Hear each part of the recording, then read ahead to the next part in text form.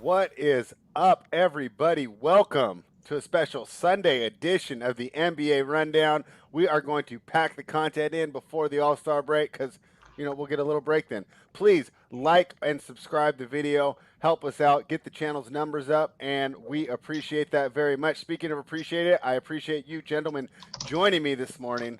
Travis, how we doing? Yeah, excited to be here and talking DFS and bets. No days off. We're grinding here, spread. And I love the weekends for DFS. Like some people, they want to take off, and I'm fine with it, right? But some content sites take off. Not here at Run Pure Sports, right? We're out here grinding for you, and we're giving you all the winners that we can. And there's tons of injury news that hits. We haven't even gotten into the betting side of it, but there's tons of just guys like to sit, right? It's the weekend. They had a good night out in maybe LA on a Saturday night or something, even though there's COVID going on. They're still having fun and they just want to sit and relax. Be sitting at the computer if you're not doing anything today and just have the book open and you see some guys get ruled out, hit the unders and the overs and the props. And it's a way to make some money. And that's what we're here to do. Yeah, and one trend I've been tracking is when you DFS guys come on the rundown, you have a tendency to ship that night. So hopefully we can keep that trend continuing. Speaking of trends, Tyler, you did pretty well yesterday. Hopefully we can keep your winning trend continue. How you feeling today? I'm good. Just not used to being up this early on a Sunday. Usually I stay in bed till like 3 p.m. Yeah, you like that? So we're getting you up. We're getting you out and early. Next thing we're going to have you working out, chopping wood, eating healthy, ready to do everything good. So that being said, let's jump into these games. The first game that we have is a primetime game. It'll be starting at 3:30 your time, 12:30 for us here out here on the West Coast. And I think it's a fantastic matchup. It's the Los Angeles Clippers heading to Milwaukee to take on the Bucks. Now the Clippers have taken some money as I see Milwaukee's already moved to +1. Totals 233. Seems about right for the game. I'm a little more interested in getting involved in the side, but I'd definitely like to hear your guys' thoughts first before I go ahead and submit this bet. Travis, I was kind of looking at the Clippers, but Drew Holiday's coming back, and Milwaukee is a great regular season team. What do you think? Yeah, what's the spread again on that game spread? Right now, it's Milwaukee +1. Okay, so wow, so it's basically a pick 'em. Yeah, Um, just I, pick the I winner. mean, I mean, yeah. So just pick the winner. It's a tough one. Obviously, I hate on the Bucks a lot. I'm not a huge fan of them, but they are regular season warriors, heroes, whatever you want to call it. And having Drew Holiday back will be nice for them. Um, do you wonder, do they need a game to adjust? Right, like they were still kind of figuring it out a little bit. I guess their numbers were really good. The one thing I guess I would want to know, feels like it's still a small sample. Something maybe I could look up after the show, maybe talk about in the Discord. But I'm wondering how good have the Bucks really been, right? Are they just beating up a bunch of lame teams and that's extending that plus minus that everyone talks about? Or are they actually winning those games that matter, right? Or when they see the big dogs like the ADs and the LeBrons, it gets a little tougher, right? I think that Giannis is, really stepping it up, and he's actually playing regular season minutes. He's not just playing those 28 minutes, so that's great. And even with Drew back, I think that's going to matter. And there's a little sense of urgency, I think, on the Bucks side, where they might put a little more emphasis on a game like this, especially with Drew being back. And the Clippers, they're kind of in cruise control. They're playing their guys more than you'd expect. Kawhi and them, they're just kind of doing their thing. I don't have a strong take on this game, mainly because I just got my Bucks possible bias in there. But I'll go to you guys. What do you think, Spread or Tyler? Well, Because first thing I'd like to mention is you make a great point there. Milwaukee on a 4-game win streak, right? But the wins are over OKC, Sacramento, Minnesota, and New Orleans. So, I mean, only New Orleans can be even considered like an average style victory. So they are doing a great job of beating up the teams that they should be beating up, and give them credit for that. But that does kind of skew their net rating a bit. Tyler, what do you think about this game? I mean, all the money's pushing you towards the Clippers side, but I kind of like Milwaukee here. Oh, I wow. mean, Okay. Talk to all us. Tell the me all why. the talk. I mean, we were kind of throwing him under the bus before Drew Holiday got hurt, Hmm. but then the team looked like a whole new team the moment he went down and he was out. That's when everyone threw him right under the bus. They looked like shit. This isn't the Bucks team we've seen in the regular season the last couple of years. So, I mean, I think this is the spot where they come back. He's going to be in the lineup, I'm pretty sure. I think they win this game. All right. So Tyler and I are on opposite sides, but like I said, I didn't feel strongly enough to make it a play because there's so many other games on this slate for today for Sunday that I like a little more. Travis, let's dive into the DFS just a tad here. Is there any players that you're going to be targeting? And is this a standalone game if you do play it on the website? Yeah, it's a standalone game, right? So I'm sure we have some type of showdown content, whether it's in the Discord or it's over on the on the showdown side of the site. But yeah, that'll be a standalone game. You have to pick a captain, right? So obviously, if you're doing a captain, you're probably not taking a cheap guy. You're spending up for a Kawhi. You're spending up for a Paul George, a Giannis, one of those guys, right? And you have to see kind of what the construction is, and you have to spend more on the captain, right? So like Giannis might be. If he's 11K most days, a captain he's probably 17K. And if you got a guy like Middleton who is, let's say he's 8K, his price tag is going to be maybe like 13.5, right? So that there are gaps between being a captain and whatnot. So what you got to do is let's say you think that Paul George is the cheapest captain you'll go to, and Giannis is the most expensive one you go to. Plug in both and then see what upgrades you can actually get and what it's worth to figure out how to go with it. Because typically, you know how it is. Stars get their points, right? Like it's predictable. So and then tinker around with your lineups through there. I would assume I'd probably lean going like Kawhi or Giannis as my captain. That's how I typically go with it. But that's kind of my overall thoughts. I don't have any strong showdown takes. And I do want to mention, I agree with Tyler, right? Everyone was throwing the Bucks under the bus, and I like to say, hey, it is the regular season. We need to relax. Like they're trying to figure it out. And the Bucks are still trying to figure out their team. But who have the Bucks beaten all season? Now, I have all their wins up, right? I want you to stop me when you're impressed by a win. Okay. All right. Golden State, Miami. Miami early in the season was not impressive and we're mailing right. it. Chicago, Detroit, Cleveland, Orlando, Detroit, Dallas by 3, Atlanta, Toronto, Portland, Indiana, Cleveland, Denver, Oklahoma City, Sacramento, Minnesota, New Orleans. I'm at the Clippers. Anyone impressed? So the 3 that I liked would be Toronto, Denver.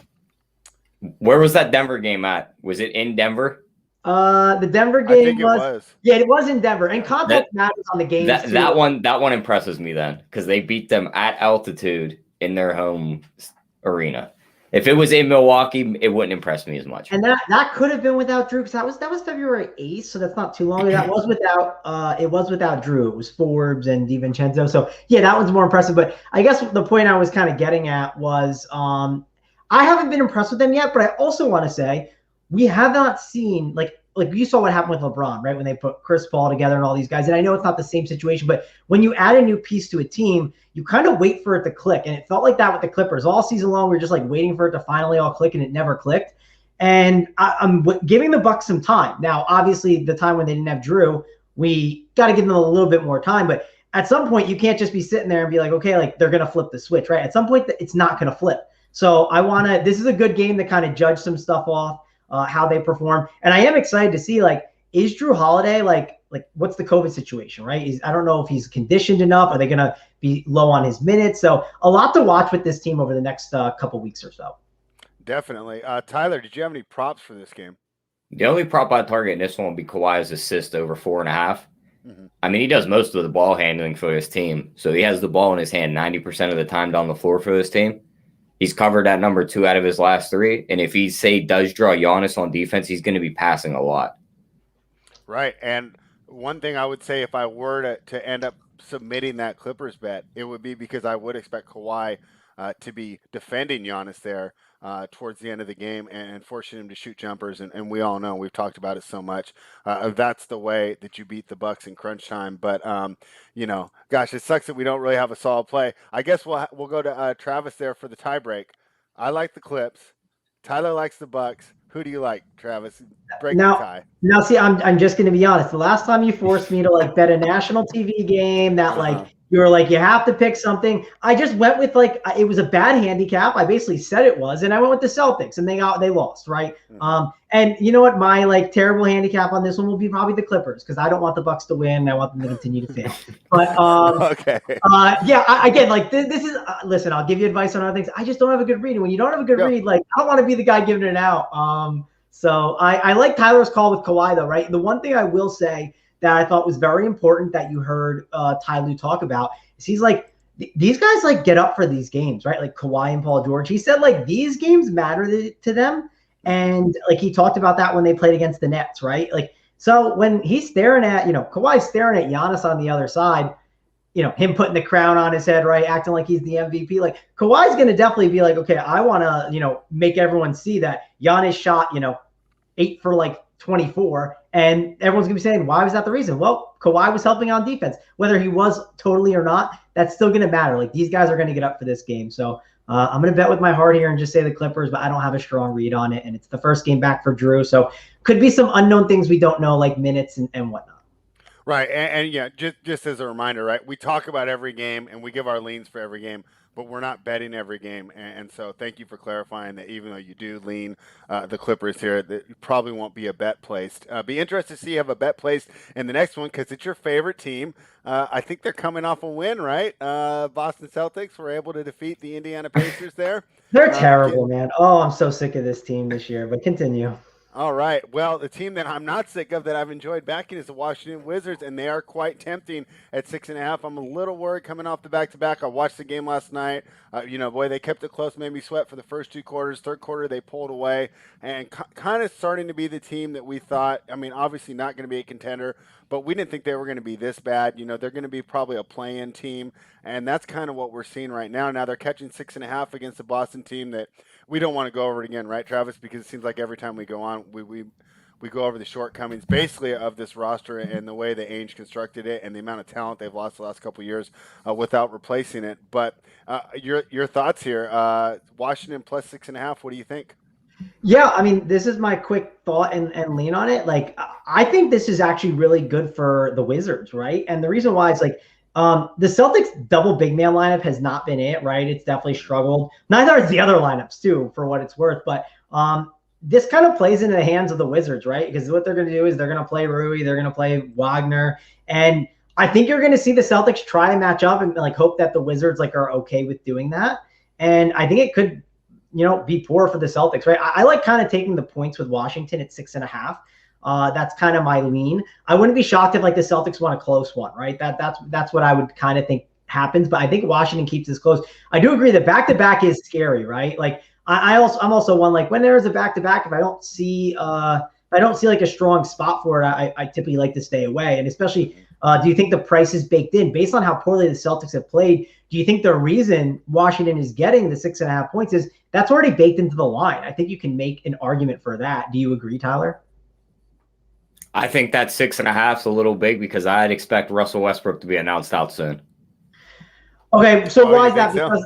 Because yeah, and that's the other thing too with weekends. Like you have to be cautious with like if you know a spot like this, and that's a great point you bring up, Tyler. Like if you know Russell Westbrook can sit in these spots, I would be cautious, like you said, of betting the 6.5 because of that news. Now he has played a couple back-to-backs recently, but that is a good point, Tyler. Maybe you wait until the 5:30 injury report comes out to actually pull the trigger on this game, unless you're a Celtics backer and then you pull the trigger now and then you get a little bit of value.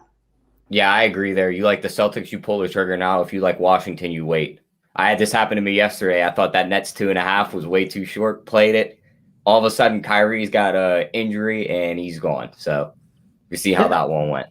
Yeah, definitely something like you have to be on top of and like understanding like the tens and the tendencies of all these different coaches. So that's a great point there. And obviously, if you have a lean on it, like you can always bet the props too, right? You can bet overs and unders on some of the guys. Typically, you do overs if guys are ruled out, or if you think a guy's going to get ruled in, then you can bet on some unders. But you have to look at the line and understand, is that baked in? And when you're looking at it every single day, you can kind of get a good read on a situation.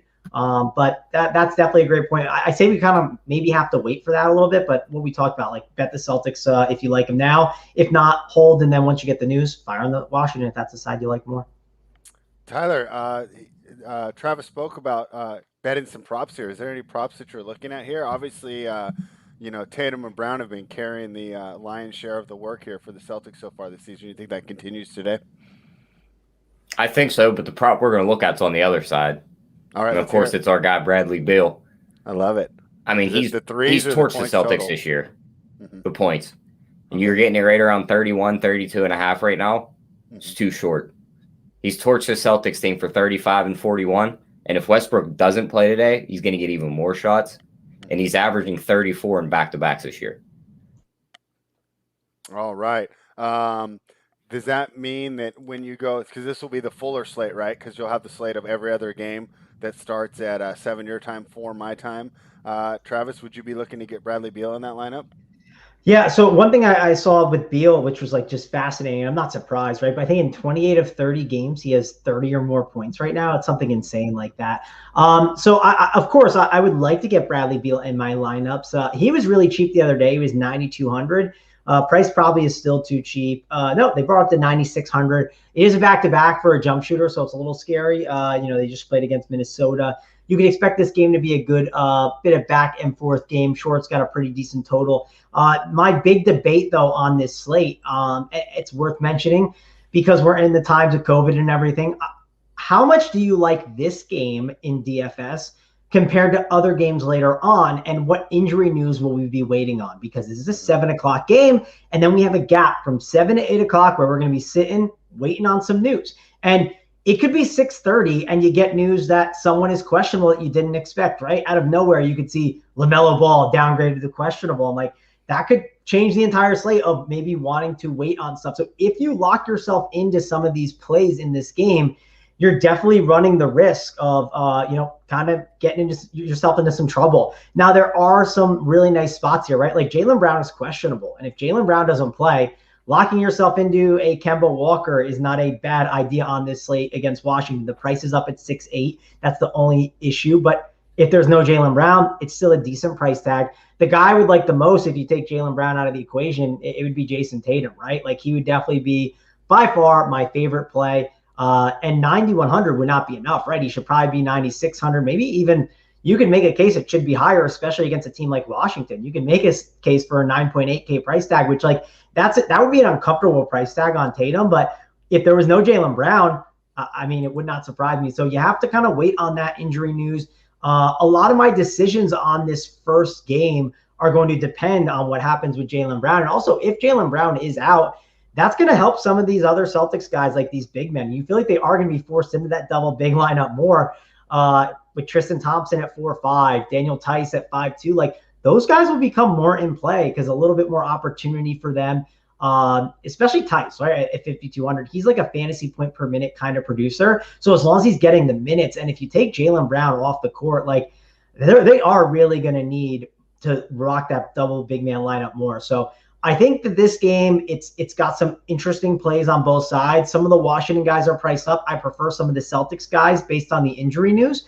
But I really need to know what's happening with the other games and the injury news there to decide if I want to lock myself into this, because flexibility can be so important. And if you're sitting there fixing up your lineups and making decisions, and out of nowhere news hits and like you have to shift one of your players to jam in another guy, and then you get stuck onto another player that you didn't want to play, like that one player could sink you where he doesn't have a good game and it can just destroy your lineup. So like injury news is going to be very, very important with deciding what to do with the first game, in my opinion.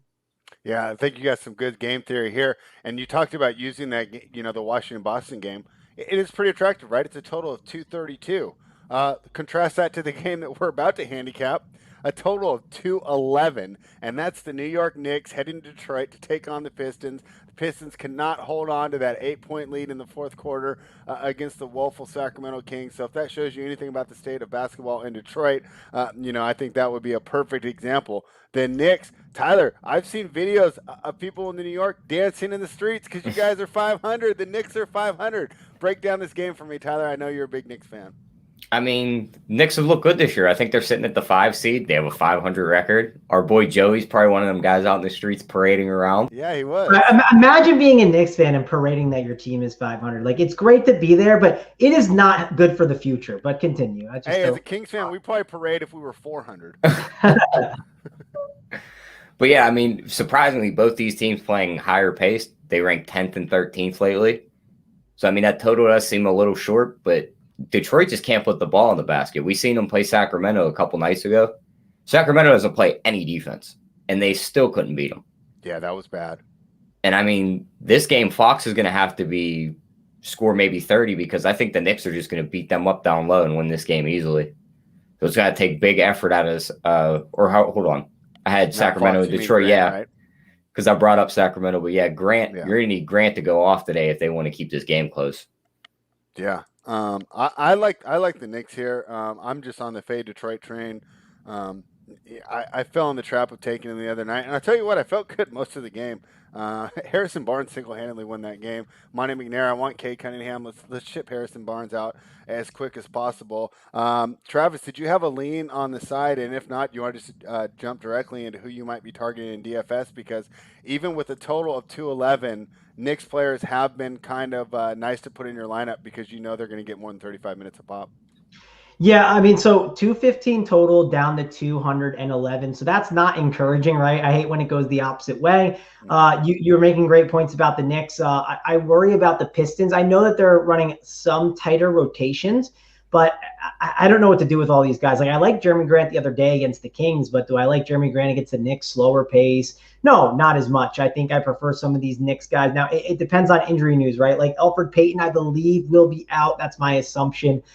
He hasn't played in a little while, and that's really good for Derrick Rose. But what do they do with Derrick Rose on a back-to-back? Are they going to give him a good enough amount of minutes? Like, how do you feel about that? Because he played 38 against Indiana, and like, if you told me Derrick Rose is playing 38 minutes against the Pistons, a little revenge game for the people who love narratives, like, I get it. Derrick Rose would make some sense, but I don't think you can guarantee me 38 minutes.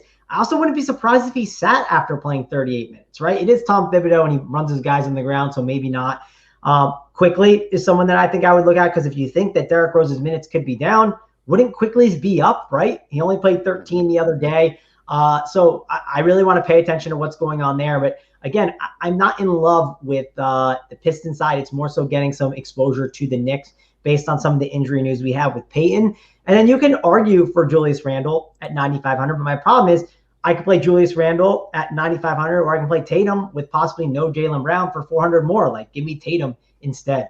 I just think there's going to be better spend up options on this slate where I probably won't get enough Randle. I think I'll end up passing on him, but that's kind of everything for me in this game. I don't want to touch many of these players. I mean, I guess you could make a case for Nerlens Noel because they play a little bit bigger, but over on FanDuel specifically because he's power forward eligible, and power forward hasn't been the greatest lately, but it is an 8-game slate. We'll have enough power forward options, I think, as we kind of look at more of the games. A couple reserves for Detroit that I was actually considering. I'd love to hear your opinion on.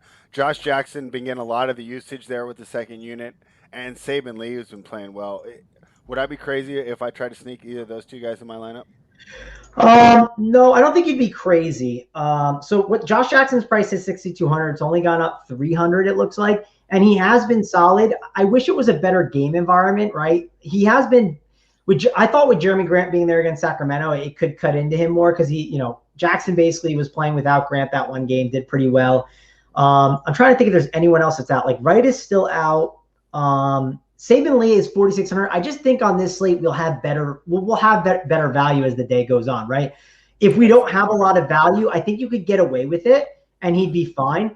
But I think that's kind of my lean right now. Josh Jackson, I don't mind in the mid tier, right? Like I think you could get away with it. I think it's more of a cash game play. I don't love the upside as much in tournaments, just because of the pace of the Knicks, right? Like it's such a low total that I feel like if you do get a ceiling game from Josh Jackson, you're really going to have to get a massive like 5% type of floor game from maybe a guy like a Jeremy Grant, which of course it could happen, but my concern is the pace is just so slow and there's not a lot of points being scored with the 211 total. All right. Makes perfect sense to me. Travis, Tyler, do you have any props on this before we move on to the next game? The only prop I'd target in this one will be Randall's points over. Because they had it at 21.5 this morning. Mm-hmm. I think he could soar over that number versus this front court for Detroit. I mean, Blake Griffin's still out. It's going to be Mason Plumlee and Grant. He should be able to feast right around the rim all game. Yeah, I mean, when you take Randall, right, you're guaranteed for the usage, so you just need to go ahead and get him to convert on all the opportunities you're going to get. But I can't go against you there. This next game, I would have got involved, but we completely missed the number here. This line has moved like crazy. The Rockets are now catching 4.5, hosting the Memphis Grizzlies. And originally, when it was close to even, I liked Memphis here. Now the line seems about right, even with the Rockets being as bad, kind of on my auto fade list. I mean, if I were to have to choose a lean, I would still lean to Memphis here, but obviously I'm not going to bet it after, I'm losing 3 to 4 points of value. Memphis coming off that 20-point loss to the Clippers after beating the Clippers pretty good. In Houston, I don't even want to count how many games in a row they've lost, but it's been a lot. It's been a lot. I think it's at least 10-game losing streak here. What do you think, Travis? Even with the line move, would you take Memphis, or did we miss all the value? It does feel like we missed some value, right? Obviously, if we're betting this earlier and you got the -1, like I would prefer it there for sure. I like Memphis a little here, and the reason why is like they're healthier now, right? And when they have all their pieces, they just have a really nice amount of depth where I think they can get away with a lot more than people think, right? Like we always forget, like there's like 16 minutes of basketball basically being played every single game where it's like starters aren't out there, right? It's a lot of these like scrubs. And Memphis has a really nice bench where I think they can kind of mask some of their some of their problems, I would say, on offense, right? Like sure, they have Ja Morant, and Ja's great and all, but if you put like a really good defender on him that knows what they're doing, and they take away his drives to the hoop, it can be a problem. But also you look at this game, right? This is a perfect game for someone like Ja Morant. I think we have to like him a little bit in DFS, and the reason why is who's protecting the rim on Houston, right? It seems like it's going to be a really good up and down kind of game. Ja can easily get to the basket. Are you concerned with PJ Tucker and Jason Tate having their way down low with Ja Morant? No, he's going to be able to do whatever he wants. So I'm a big fan of probably going with Ja in tournaments and fantasy. I think he makes a ton of sense. Price is 7.2K. You could probably do it in cash games, but I haven't built too much on it. And typically I don't land as much in the mid tier. I definitely feel like I've been building more stars and scrubs lineups. But I think Ja's a great play at 7,200 here against Houston and like him. And you can make a case for Valanciunas too. The only reason I would get a little concerned about Ja's, what if Valanciunas just owns all the usage and eats him up down low where they just keep throwing it to him on the block, right? Every single time. And they just let him keep going at him and at him. If you look at the last two games for Valanciunas, 40.25 fantasy points, 43.75. Those were against the Clippers, where I'm not too scared of the Clippers down low. This is a spot where he can just shoot over a chair, basically, it feels like. So I think both those guys are in play in tournaments and cash games. And I like the Memphis side way more than the Houston side. John Wall's price is 8,300. There's no Oladipo, so you can argue for his usage being strong, but I don't need to go to him. I think I'd maybe rather take a shot on like an Eric Gordon at 6K, but even that feels a bit priced. And a lot of these guys are starting to feel priced up. I know Big T keeps playing Daniel House on FanDuel, which I can make a case for him over there. Not as much on DraftKings at 5.3. I think he's okay over there if he's like a last guy in, but I'm definitely more on the Memphis side than the Houston side. Yeah, I don't think I'll be putting any Houston players in the lineup that I create to watch the games this evening. I'm all out on Houston, and until they get Christian Wood back, I mean, this team seems like a fade. Obviously, Tyler, we missed the best of the number. What do you think about this game overall, and are you looking at some props here? Sundays get weird in the NBA, don't they, Spread? Every day gets weird this year. Houston gets right today, I think. Wow, I love the pick, and if you're going to make that pick, it's the right time to do it, because why do it last night at like a plus 110 when you can hit it at like a plus 150 right now? Yep. And I mean, I don't hate that. My issue would be is that Memphis struggles against teams with size, and I don't know if Houston has the size to punish them, but let me hear why you think that Houston's going to get right. I think the big deciding factor for Memphis is going to be Valanciunas. Like Mangone said, if they're throwing the ball down to him and he's just dropping in points left and right, it's going to be really tough for Houston to win this game. But if Houston can get this fast pace going and run him right off the floor, I think they win this game. I mean, you look at Ja Morant's last game against them. He only scored 15 points. He is a very fast guard, but he's got another fast one right in front of him. He's got to get around to get to the rim first in John Wall. So, I mean, if he's not getting to the rim, I don't think this Memphis team is all that good. Like we seen it last year. Everybody wanted to pencil him into that bubble 8 seed, and then they went in there. It's like this team can't shoot. Yeah. Like I said, my only concern is just that Memphis seems to beat the teams that are smaller like they are, and then the big teams knock them around. So, but I love it. I mean, at this point, if you're going to place a bet at this time on this game on a side, it's Houston or nothing, because you missed all the value. If you want Memphis, might as well just try and get it in play and hope Houston gets off to a good start. But yeah, that's a great point, Spread. I would definitely wait to watch. Like, if you do like the Memphis side, don't hit it now. Watch the game, right? Like, watch at least the first couple quarters, see how it goes, and then just go from there. And even look, maybe some of the value has moved on like the line, but maybe those first quarter lines haven't moved as much. Like, even if it's just like half a point or a point, maybe if you like Memphis that much, maybe bet them first quarter or something. Sometimes like those lines like look like they haven't moved as much as you'd think. So that's another angle to maybe take there. All right. Well, I love Tyler coming out with the bold take there because, um, it takes some courage to go ahead and take Houston the way they've been playing lately. But I love it, and it's got to turn around sometime, right? They're not going to go the rest of the season without getting a win. So now let's move on to a game that, boy, I think this is a great game, and it'll probably have the majority of my attention once this tips off. This is another 8 o'clock game. This is the Golden State Warriors heading down to LA. Gosh, we were on the Blazers the other night, and the Lakers kind of looked pretty good against the Blazers. That's another small team. I think the Warriors are a small team, but these two teams have a little bit more of a kind of say juice or spice to their rivalry a bit. With LeBron going against Curry and Draymond, right? And these guys knowing each other real well. So I think this is a fascinating game. Real quick, Fred, if you're watching right now, Jimmy Butler just got ruled questionable. So if you're watching live and you want to go make some bets, I just want to say that just came across. So Jimmy Butler is questionable for today's game. So if you want to, push some type of angle on something, hit a prop, like go do it right now. Now's the time to do it. Yep. Interesting that he got moved to questionable. He was one I was kind of considering that would play for sure. So you never really know what's going to happen. But all right, well, we'll keep that in mind, and that's actually the game that we'll be talking about next. But while we keep that in mind, what do you think about the Lakers laying 3 here to the Golden State Warriors, Travis? You muted. Sorry, yeah, I was looking at some news because even more came across. Like Nito's out, or Nito is not in the injury report, so that's good. Taj Gibson got ruled out, so if that changes anything, Elf Payton doubtful, Gallinari available, Bertans questionable. So all the news again, it's definitely better in the NBA to kind of, unless you have like a good read earlier and you think someone's out, then bet it. But it's good to wait a little bit for sure to see what happens with some of these injury reports. So you were talking about Golden State and the Lakers, correct? It's -3, right? Yeah, Lakers -3. And they took Golden State took some money. It was 4, maybe 4.5 if you were really quick on the trigger at some points, but mostly 4 most of the night last night, and now today it's 3. Well, yeah. So I mean, you can make the case like Golden State has looked really good lately, especially with getting those big men back.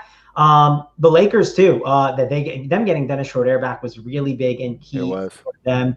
Do you think that is this a national TV game too? That's going to matter, right? I think that could have some implications on some things, like obviously with some of these guys trying a bit harder, correct?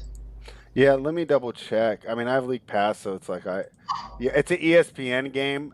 So it technically is national, but it's not like not the ABC, right? Yeah, not ABC, the ABC big game. Yeah. It still is nationally televised, and regardless, I think these guys are going to get up for each other. This Curry-Bron rivalry, I don't think it's as stated as maybe some of the other rivalries in the NBA, but it definitely exists, and I know that LeBron definitely was getting under his skin when they were, 3 or 4 years ago saying Curry was better than him.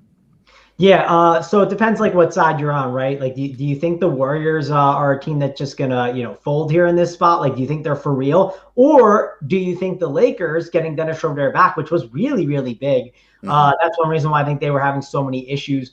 Is that going to be key? I think that's going to be the difference in this game. How is Schroeder, right? What is he going to be doing now? I lean with going with the Warriors here. I get it. I think that the Lakers, they're fine. They're a great team and all, but they do have some young guys, right? They are still trying to feel each other out and figure it out. And the Warriors, they're definitely clicking a bit more. When you have Draymond and Curry together, it just makes it so much easier on them. I like what they're doing. I like how they got those big men back too. And those big men are decent, right? And the Lakers are a team that they play pretty big as well. They're okay with playing big. And I think that'll help give maybe some type of break to some of these Warriors guys where you maybe get a little bit of fresher legs, right? Of course, I want Draymond to play 48 minutes, but he can't, right? And sometimes that can affect these guys.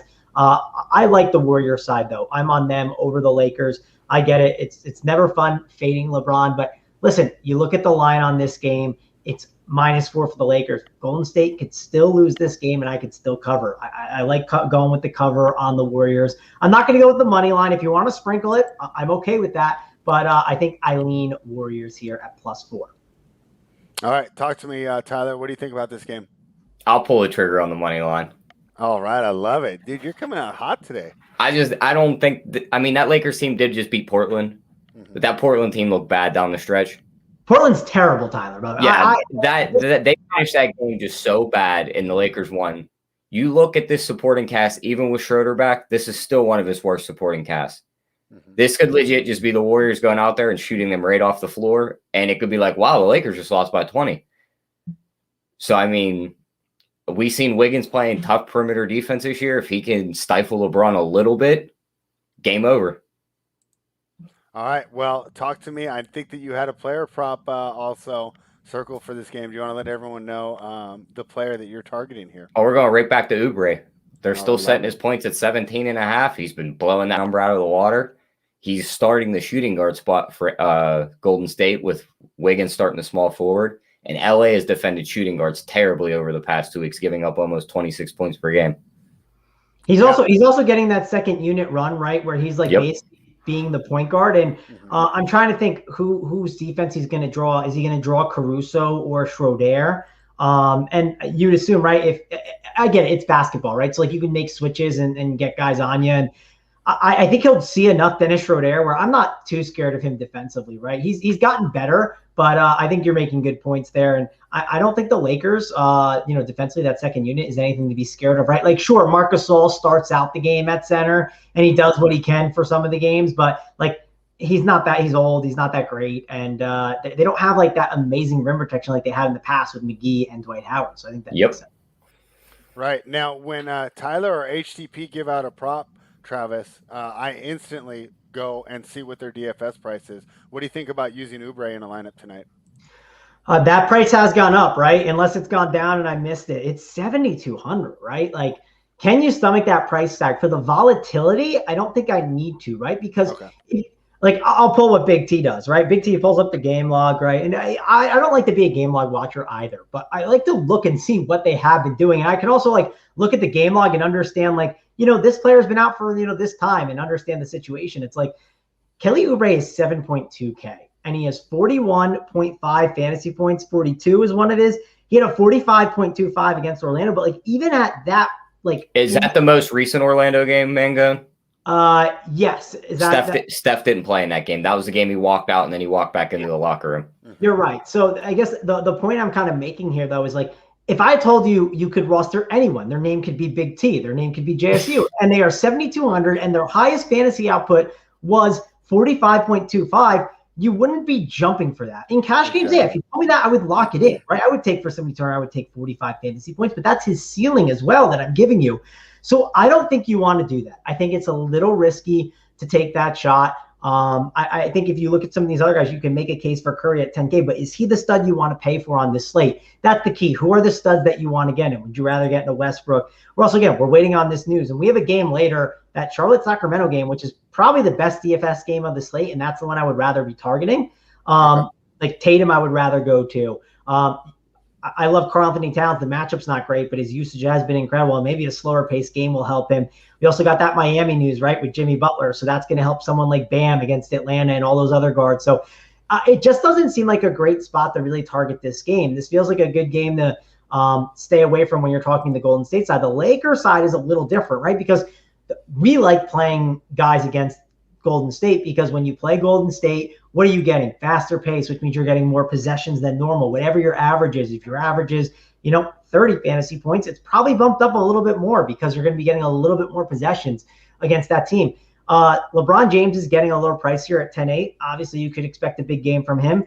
I'm not jamming him into my lineups. If we have a lot of value and it's a stars and scrubs day and I can get up to LeBron, I will. It helps that he is guard and forward eligible. That way we can roster him at not just one position, right? You can put him at the point guard, the small forward, the guard, the forward, or the utility. So there's a lot of ways to get him into your lineup.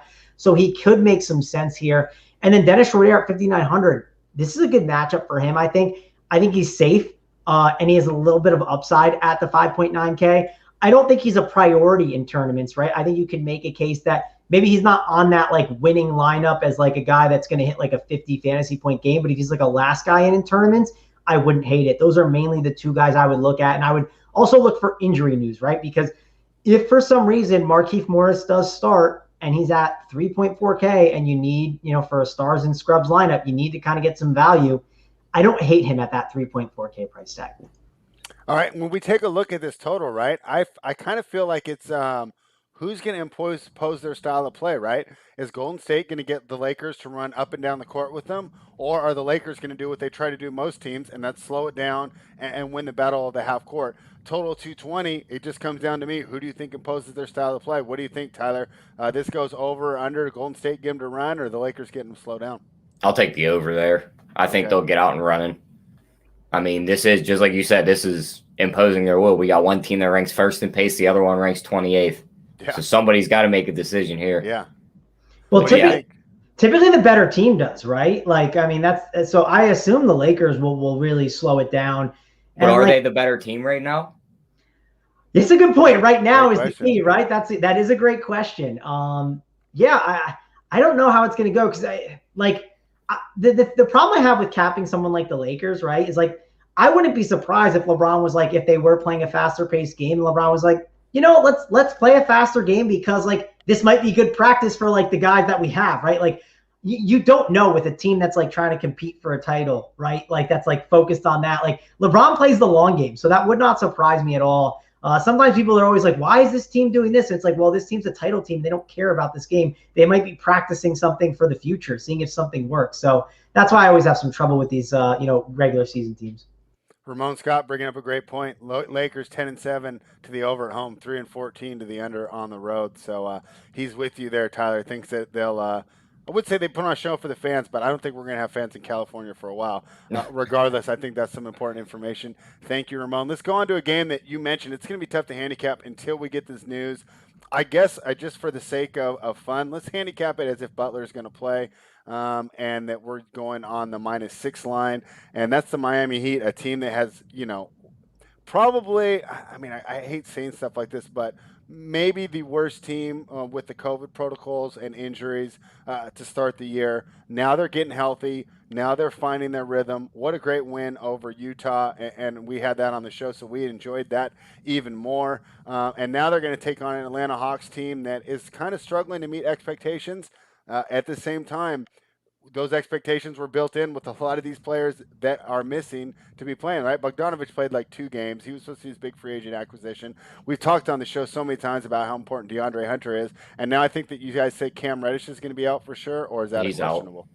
So, yeah, he's out, and he's a big defender for them, right? Like that is one thing that it's kind of nice because you're going to force the hand into Trae Young's. You're going to force the ball into Trae Young's hands more, but you are going to lose his defensive presence and Hunter's, so they are going to be hurting a little defensively.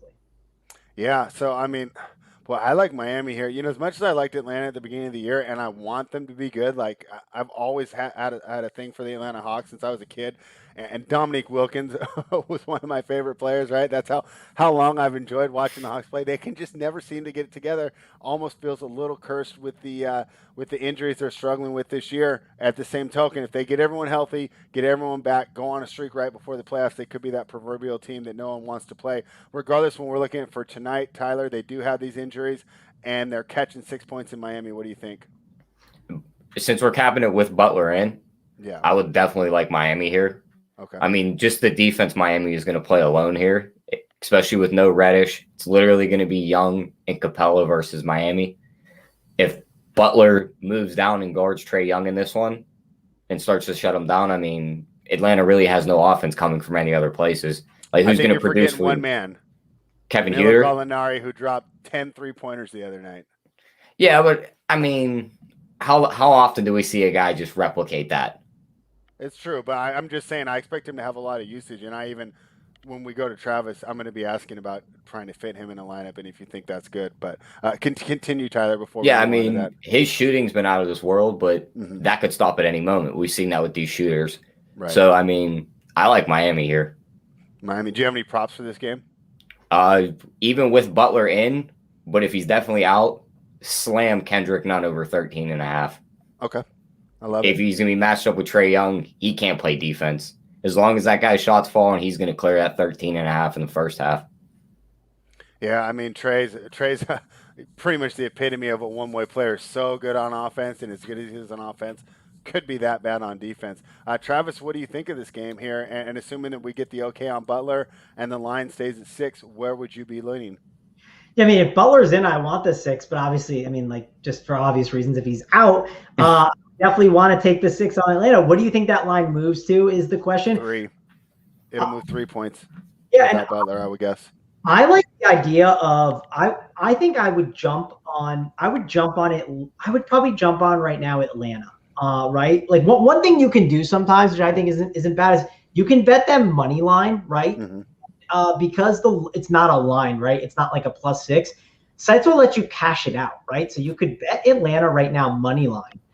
And then if for some reason, you have to be kind of like sitting at your computer and like ready, like, knowing that you're like there all day. Like, and once you see the news, hit that cash out button if you're that nervous, right? About Jimmy Butler on that money line. Again, you got to be careful. Don't be betting like the house on it or anything. But those are some tips and tricks when you're kind of making some sports bets. But I would definitely be betting on Atlanta. And the reason why I would be betting Atlanta getting the 6 is because, sure, I love all the points Tyler brought up, but I don't think Butler plays, right? Like, when you see a questionable in-day, like it's on the weekend too, I typically lean that a guy is out, right? Like Malcolm Brogdon happened yesterday. I get it. Jimmy Butler Jimmy Butler is known as this like warrior that he'll play through anything. It's like, yeah, he'll play through anything during the playoffs, but he misses way more regular season games than you guys would expect. Like, so I think, we might have to switch this. Robert Kahn makes a good point. I just verified it on Bookmaker. It is down to 3.5. So my guess is that we should be handicapping this with him out now.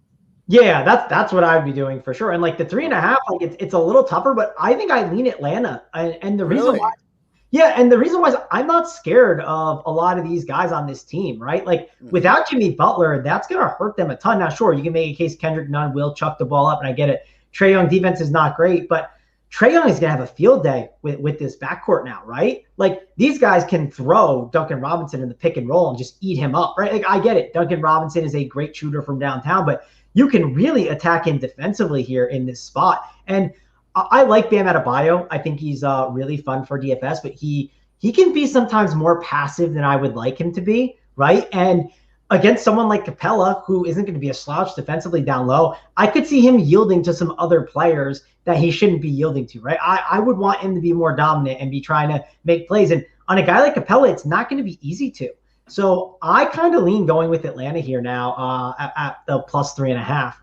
That would be the line I would obviously +3. Like, of course, you want that hook, right? Like there's nothing worse than not getting it. But even at the +3, I would be going with Atlanta. I just think that they're starting to run out of some guards, right? Sure, you can make a case for a Goran Dragic, right? But man, Goran Dragic just never gets that huge run you want. He gets it when like they're all out, right? Like when everyone's down and out and like they need to play him, but they have the guy in bubble wrap. And then what happens is in the playoff spread, he's about 5K in DFS, and then you ride the price tag up until he's 7K because they play him 36 minutes then. That's just how the Heat do it. So I think I'm leaning with Atlanta. All right, and I love it. Let's talk about lineups real quick because obviously with Butler being out, everything changes. But these prices are still the same, right? So I can still get Bam at 8,900. I mean, they're not going to adjust it, right? I mean, it's still 8,900, right? Yeah, it's still 8,900, but 8,900 is a lot, right? Like, and it's again, what studs do you want to pay for? Again, we have guys in the next couple, like the last game I think of the night is that I'd rather pay that price tag for. They're in that same range. So you can make an argument Bam is a great tournament play because no one's going to really play him. You can make a really good case for someone like Kelly Olynyk. This is a great game for Kelly Olynyk to get more run. And honestly, I would be wondering what his props are too, because this is like the perfect Kelly Olynyk game where he can absolutely smash, because with going up against John Collins, you can just see more usage funneled his way. I talked about how Bam might yield a little bit more. Why wouldn't he do it to a guy like Kelly O? So I think he makes a lot of sense in DFS here. Tyler brought up some really great points. Kendrick Nunn is going to chuck, and he's 5.6K. Like against Trae Young defense, I'm definitely interested in that price tag. I think I even like it more than Goran Dragic. And it's just, again, like Dragic, I get scared sometimes. Like, how many minutes will they really give him? I do feel good about Kendrick Nunn getting his run. Tyler Hero is up. He's at 6.3K, but he is certainly in play. He is questionable for this game. So if Tyler Hero's out too, I mean, then it's like none. And then Dragic might have to play all the minutes, right? Then you really might have to get more of him. But there's going to be a lot of good DFS plays here, and that's Miami side. And then on the Atlanta side, we talked about it. You can make an argument that no Jimmy Butler is good for someone like Trae Young. He has that questionable tag on him all day. He could be a really good spend-up tournament option. Again, I'm going to keep saying it. There are some good spend-ups today. Trae Young is interesting in tournaments, but there's better guys that I like in this next game coming up that I'll be talking about. I haven't talked about all these high-tier guys that I really like, but when we get there, we'll be talking about them because I want to be getting a lot of exposure to them. And if you think they go the double, big lineup a lot, You can make a case for a John Collins at 6'7". I don't think it's the best tag. I'd rather at like 6'2". That's kind of how I roll with John Collins. I want that price to be below 6'5". When it's above it, not as excited. And even same for Capella. When he's above 8K, not as excited. When it's below 8K, I get a little more excited. Also, Bam Adebayo defense, no interest there. And then Kevin Huerter, last guy I'll talk about, 5.6K. You talked about him spread. He shot pretty hot. I just don't think it's the right slate. You could play Kevin Huerter for 5.6, or you can play Kendrick Nunn for 5.6, or Goran Dragic at 5.4. I would lean going the Heat guards rather than Kevin Huerter. So, Tyler, does this seem like you're going to make that Kendrick Nunn play an official play now? Oh, I already did. The moment that's news what you were doing, the news came across the last game when you guys were breaking down Golden State and the Lakers, I was over here making sure I got it in before they pulled it off. Wonderful. Did you have any other props, or are we just going to ride none and move to the next game? I just ride none in this one. Perfect. All right. This is a game that I definitely think that Travis is going to have a ton to talk about on DFS. Surprised the total's only 225. Seems a little short here. I was actually looking at the over. Agreed. Like, why is it so low spread? Like, is there anything? Because Phoenix is slow. Oh, I thought you were talking about a different game. My apologies. I thought you were talking about the Sacramento game. That one, that one's higher, but it felt like it was low still anyways. My bad. Well, Kings games always feel low the way that they defend. But let's knock out the Suns and Timberwolves first, because I think you got a high usage guy that you're going to want to talk about in Karl Anthony Towns. But just to go over the side and the total real quick, this is one of the few totals that popped out to me as being a little low, and maybe just because my model just basically tells me to take the Timberwolves over every game. I mean, sometimes I wonder why I even plug in the numbers, because I already know it's going to tell me to take the over when the T-Wolves are on the floor. I like that better than the side. 10.5 is they basically priced it to where I don't want to lay it with Phoenix here. I just feel like the back door will be open. And I do feel that, I talked about the Timberwolves and I ran them down yesterday, and I know they're on the back-to-back. It just feels like the back door is going to be open. And I'll tell you what, I did watch yesterday, and I felt like the effort was there. I think that maybe, that whole coach thing, they're starting to get past it and maybe get into a little bit of groove, and they might be ready to make a run after the All-Star break. Still, I'm not gonna jump either way. I want to take the over here. Tyler, what do you think? I agree there. The only thing that worries me is we did see Minnesota post a nice total yesterday. Mm-hmm. On the back-to-back, no Beasley helping them score. This is really going to come down to Karl Anthony Towns. I mean, if they lock him down, Phoenix could just run away with this one and just sit on the lead in the fourth, and we're just seeing maybe like a 120-90 win. And that's certainly plausible. And if that happens, if we try to put Towns in the lineup, we would be destroyed. What do you think, Mangone? Side and total thoughts real quick, and then give me ideas of who you might be targeting for this game. Yeah, I mean, no Beasley is like a disaster, right? Like this team is. I would be taking Phoenix -10, right? Like, I mean, it sounds crazy to think, but I think I like the Phoenix side. Just Minnesota has been a disaster without Beasley and Karl Anthony Towns. Like, man, I love the kid. I think he's super talented and great. DFS, he's fun, but he had some foul issues in the first game. Now, he didn't have a lot last game, but I do worry he could get himself into some trouble in this game against a team like DeAndre Ayton. And it's an easier spot to play more DeAndre Ayton, right? Like the Phoenix Suns, they sometimes can get away from him, right? Not that they do it intentionally, but if a team goes smaller and then that small ball lineup works, they'll get away from him. So I just think with the usage that Ayton sees, you could see some type of foul trouble for Cat. It could happen, not sure, but that's something I'm thinking about. I also think about the ball handlers on the Suns, right? Or not Suns, the Timberwolves. And those guys are going to see some pretty tough defense, right? Like, and these are some younger players. You're going to see the ball in Anthony Edwards' hands more. Against a guy like Bridges, like, you're going to need Anthony Edwards to be really successful to keep this game close. And he's not going to probably be successful in this game. I mean, it's unfortunate to say that, but he probably is going to struggle a ton. This is a really difficult matchup. So it's going to require Cat to go absolutely crazy just for them to cover. Like, I would be betting Cat overs before I'm betting the plus 10 on the Timberwolves, right? Because I think the only way that this game stays close is if Cat goes crazy. And I just don't like that. Like, I think of outs, right? How many outs are there for the Timberwolves to get there? And I don't see a lot of outs for them to get there. I see a lot of question marks and concerns. I love, I was going to say I like it. I love this Phoenix side. Like, the more I talk about it with you guys, I just think it's going to be really bad for them. They just got crushed by Washington too. I'm just not a huge believer in what the Timberwolves have right now with the injuries. If you bring Malik Beasley back, they'd be a lot better, but it's off of back-to-back. It's not going to be pretty for them. So that's my spot. I like your overcall. And then DFS, it's one of those things where, like I said, Cat in tournaments, if you're going to play Cat, I would probably run it back with like a Chris Paul, because if this game is close, then I think he goes crazy, right? You can make an argument. I think, aren't Booker and Cat friends? Are those two guys that are really close, Tyler? Yeah. So, like, yeah, is that narrative lurking? Like, do you play Booker instead of Paul and have, like, the Booker Cat lineup narrative? Sure. I mean, I guess you can make a case for it. But if I am playing a Timberwolf player, it's going to probably be ran back with a guy on the Suns. And then one last guy I mentioned, Jared Vanderbilt's been really cheap, and he's been pretty successful. I wouldn't hate going to him on like sites like FanDuel or DraftKings at 4.6K. If you look at his last 2 games, he has over 30 fantasy points. But again, slower pace game. They typically do start Kaminsky, so that should help a guy like Vanderbilt. But I'm not jumping for these players in DFS. All right. Any props on this game, Tyler, before we move on to the last game that I know Travis has been waiting to talk about since we fired up? I mean, Mangone talked about the center for Minnesota. Mm-hmm. Well, we're going to go on the other side and take Ayton's over. I mean, right? we seen Cat do everything he could last night for this team. Now he's got to play again tonight. If he wants to keep it close, he's got to do everything on the offensive end, which means he ain't playing no defense today. Minnesota's one of the worst teams on points in the paint allowed in the last year. They're giving up almost 60 points. And Ayton's points prop only 15.5. He cleared that number his last 5 of 6.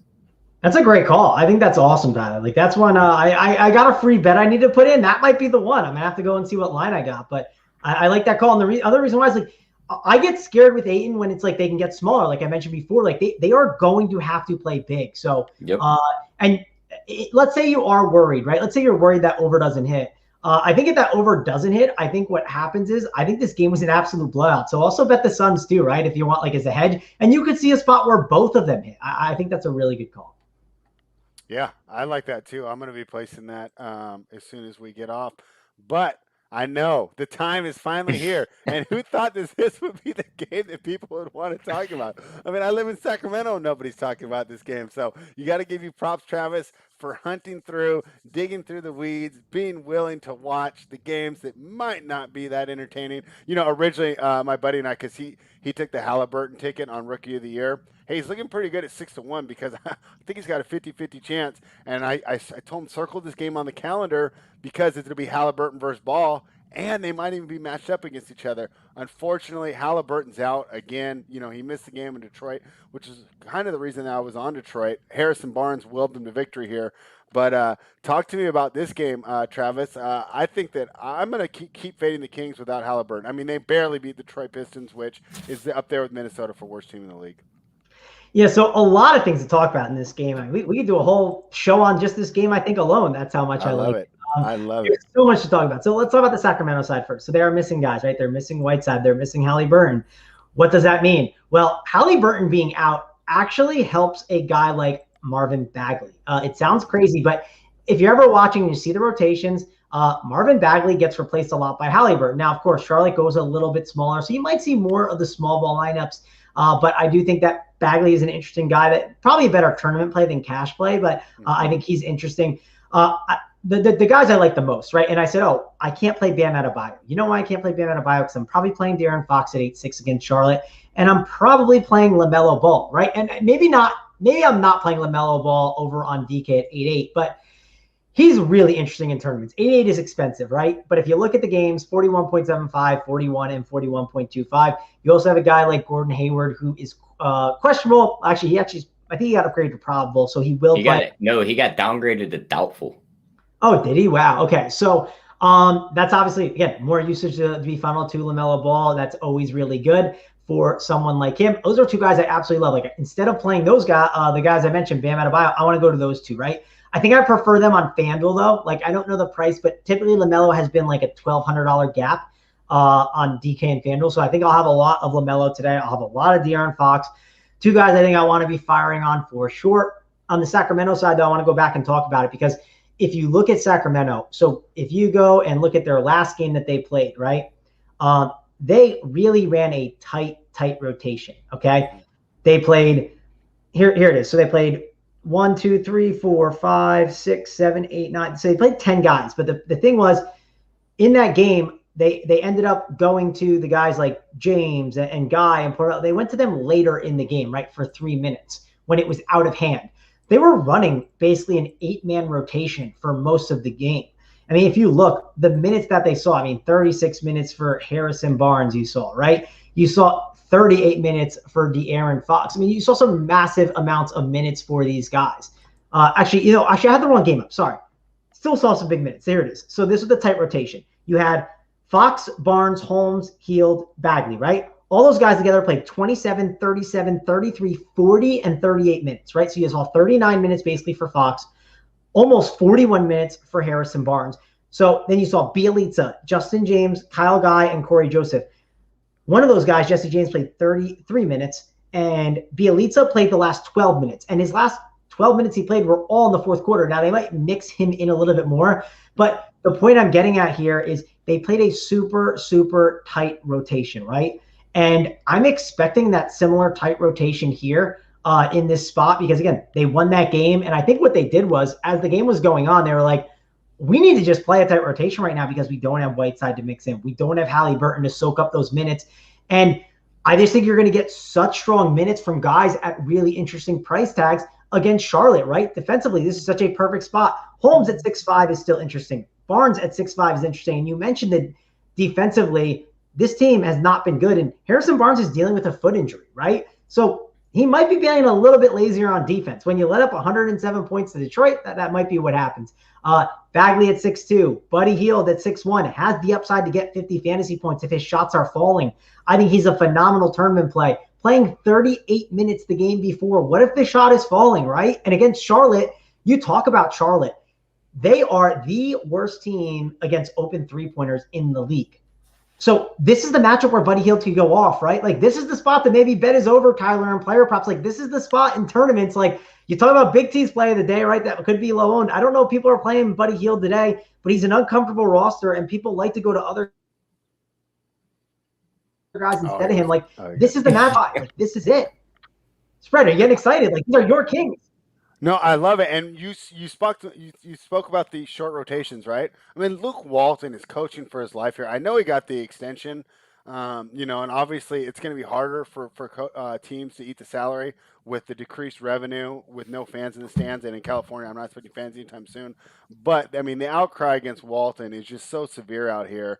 They lost 9 in a row. I mean, a must-win against Detroit pretty much shows you the state of their season. And I feel that attitude and that kind of desperation will play over tonight. So I don't see any reason why those trends on the minutes and the shortening of the rotation and Luke Walton maybe channeling his inner Thibodeau will continue. So regardless, though, I still like Charlotte here. I just don't think this Kings team can defend very well without Halliburton.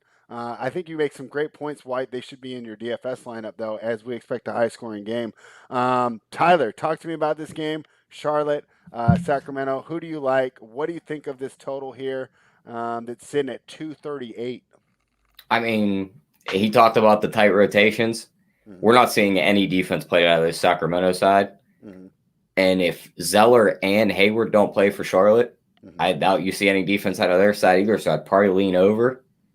But, I mean, looking at talent on these sides, I got to take Charlotte. Mm-hmm.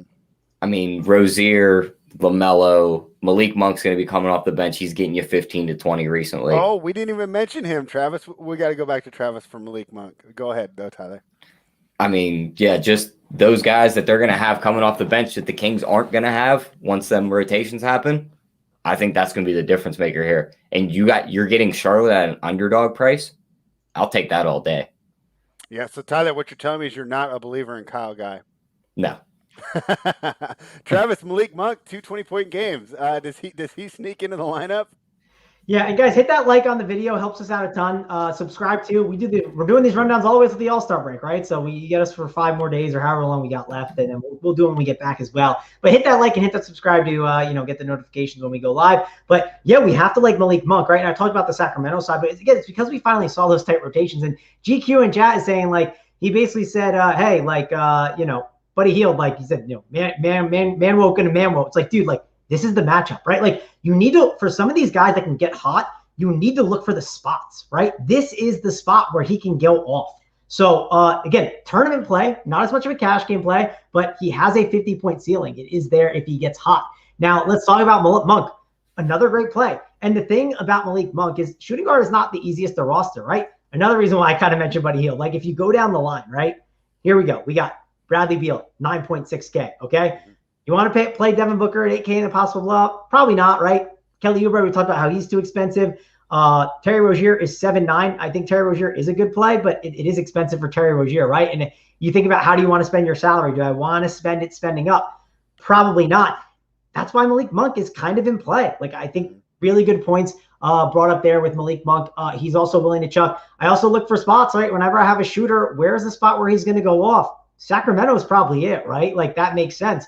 Love Malik Monk. I think that's a really good call there. 5'3" feels expensive, but willing to jam him in my lineups, right? Willing to jam in all these Charlotte guys, especially if all those guys are out. You could also see a lot more PJ Washington. Now he saw 43 fantasy points against Golden State in only 29 minutes. He's 5.9K. Obviously, it's a little more expensive, but I think he's in play. I also think you could see a little bit more Miles Bridges. Obviously, he's going to be someone that replaces Hayward a bit and gets some more run. He's only 4.7K. Miles Bridges is definitely in play for me at that small forward and power forward position. You are obviously going to see with Zeller, him possibly not playing. Bismack Biyombo at 3.3.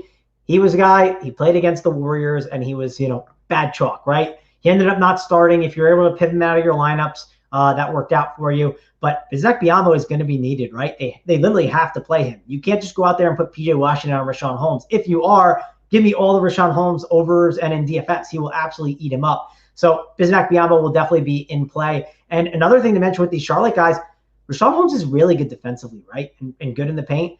What's going to happen is a lot of that usage is going to be funneled outside to these shooters. So when you're playing with someone like Bismack Biyombo, more usage funnels to you, right? Like I love playing John Wall when he's standing next to PJ Tucker because it's more usage for him. I like when Trae Young is playing with Tony Snell and not DeAndre Hunter because he's doing nothing, right? Like you put me next to JSU in basketball, I'm in the corner. JSU is getting all the usage. I'm passing it right back to him. Like that's who you want your guys next to. Bismack Biyombo is a great guy for your Charlotte players to be next to. So I think that makes sense. You can make an argument this could hurt LaMelo Ball a little bit because he doesn't have guys to throw lobs to, and the lobs aren't going to be there. But again, Sacramento isn't playing the defense. I think you wouldn't want to be betting maybe LaMelo's assist overs. Maybe you won't be wanting to bet his points ones where he can be a little more aggressive with no Gordon Hayward there.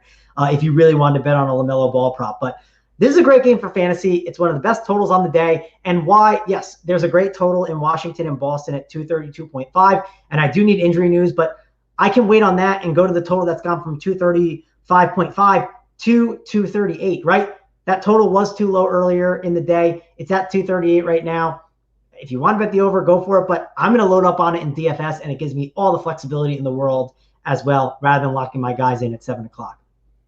Yeah, and I'm loving it. And if you like the over, I might just go for the first half over. I think they get out to a great start, and that also limits you on the blowout potential. I mean, the Kings have been giving up so many points in the first half continually. I might look to a first half over or Charlotte team total first half over. Tyler, any props on this game? I mean, just the one guy Mangone didn't talk about on DFS side, Terry Rozier. I think he's going to get so many shots up today. Tyler, you know how uncomfortable it is to pay 7.9 for Terry Rozier? Oh, that's what his price is?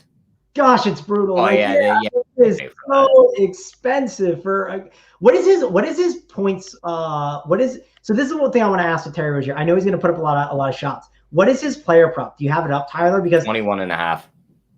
Okay, I saw 24.5, not today, but maybe 2 weeks ago when a lot of these guys were out. And I was like, it was after that big game that he had. And I was like, this is a great under spot. And then the under ended up hitting. I don't know if I can hit under on 21.5, but man, it's just the guy's going to shoot shots, but that's all he's going to do. He's not going to get assists. He's not going to get rebounds, right? So it's if he's going to cover a 7.9K price tag, he better score you 50. He better score me 50 real life points. And I just, I don't know if I can do it. I think it's better to bet that over if you like that, Tyler. I wouldn't mind that. Yeah. And you got to love Mangone channeling his inner Danny Ainge and not wanting to pay for Terry Rozier. So, true. On that note, why don't we go to one of the favorite segments of this show, and that's where we give out our best bets. Tyler, I'll start with you. Prop, side, or total. Best bet for this Sunday that ends February. I'll take that Kendrick Nunn over 13.5 points. All right. We'll make sure we get that in the Discord. Travis, what are you going to take? Yeah, so talk through the card with you guys. I think my best bet, I'm gonna go with Phoenix -10. Yeah, it feels uncomfortable, like giving I don't want to give 10 points to a team, right? But I'm not a real big believer in what Minnesota has right now. I liked what Minnesota was doing once they got healthy with Cap, but losing Beasley was huge. I mean, I don't think people understood how important he is without D'Angelo Russell. So give me Phoenix -10. Yeah, and I you know what? I didn't like that number, and the more we talked about it, I'm going to be on that with you as well. Gosh, I'm so torn here between giving out the Knicks or the Hornets. I guess because I haven't had the best success trying to handicap the Kings lately. I will give out the Knicks. I'll continue to fade the Pistons. That seems like it is a safe bet here. So I'll go ahead and grab the Knicks in Detroit to go over that. Thank you, everybody, for watching. Travis mentioned it earlier, but please please subscribe. You'll get the notifications for when we go live. And I think Jay's going to be live later this afternoon, right? Having some fun with the car racing. Yeah, he'll be live. Yeah, he should be live for the NASCAR race. Yeah, and that'll be for subscribers only. So if you want to check that out, come become a member. Go to runpurebets.com, runpuresports.com. If I were you, just like you, I go to Costco to get a lot of my bulk food. I would take the value here too. Get the package. You're going to get all of Mangone's lineups. You're going to get the core from Mangone, AP, JSU, Hoop, Titletown, right? All types of great cores for every sport. I just went through the NBA. You're going to get access to Tyler in the Discord. You're going to get Tyler's best bet, JJ's best bet, Joey Works, Jay, myself, HTP, Score with D. If you like to bet some soccer, that's on before I even wake up a lot of times. But you can't go wrong with the value that we're giving you for your $100 a month. So please head on over to runpurebets.com. Check it out. The code to either get the discount is going to be Workbench21 or Bet25 off. So you guys got anything else before we get out of here? Yeah, I was going to say, if you're going to compare us to Costco, get those free samples, right? Who doesn't love Costco free samples? Jay has a free NASCAR video up right now on the Run Pure Bets YouTube. We do free shows on Run Pure Sports on the YouTube channel. So I love to go to Costco and hit those free samples. So hit those free samples that we have over here at Run Pure Sports and Run Pure Bets. Yeah, and Kirkland Vodka, I think, is made in the Grey Goose factory. So that's always a great value. Anything else for the people before we get out of here, Tyler? Nope. I mean, you two covered it, so that's it. All right, we'll be back tomorrow morning. Excited for the show. It will have Hoop making his rundown debut, and maybe some Big T and definitely some Joey Work. So we'll be that. If you want to catch Travis again, he will be back on Tuesday, and that show will be with JSU, and then Big T and JSU on Wednesday. Looking forward to hanging out with you guys all week. Thank you for joining us. And